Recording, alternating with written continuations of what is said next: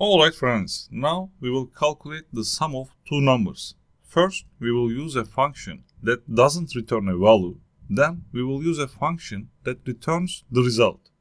So let's start the process step by step. Now I will define an integer variable called number1. Integer number1 equals to 5. And then I define another integer variable called number2. Integer number2, and let's assign it the value 10 equals to 10. Alright, and I separate it. Now we will create a function that doesn't return the result, but instead directly prints the result to the screen. So let's name it this function at. I come here, I say at. That's my function name. And we will pass two arguments to this function. First, number1, and then second is number2. These are our parameters.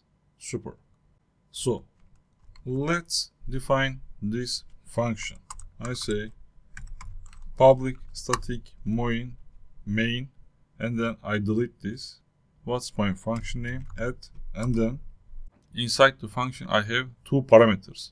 So the first one represents the first number we passed. So we call it integer. We need to define its type, integer number1. And then the second one represents the second number. So we define it as integer number2. Super. So I am inside the function. Inside the function, what I need to do, I need to calculate this. So first I define a variable, integer sum, and then I say sum equals to number1 plus number2. Okay, I calculated the sum. So what I need to do, I need to print the sum. So let's display the message. I come here, I say System.out.println, and then inside the function I say sum, I put my colon, and then I use plus operator, I give some variable. Super. Let's run this program. I run using Java main Java. You see sum is 15. If I change those values, for example, I change it from 5 to 15, I run again, you see sum right now 15 plus 10 equals to 25.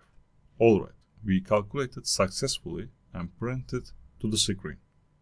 In the next lesson, we will calculate the sum of two numbers using a function that returns the result.